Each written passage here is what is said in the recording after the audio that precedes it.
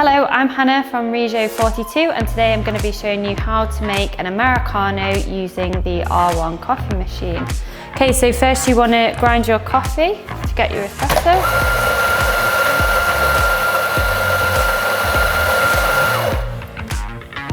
Okay, tap it with the side of your hand and get your tamper, tamp it down, twist and wipe. Then you want to lock it onto the machine. Nice and firm.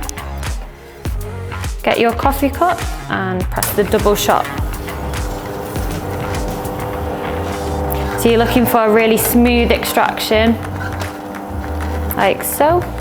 Okay, then you want to get a jug and fill it with hot water.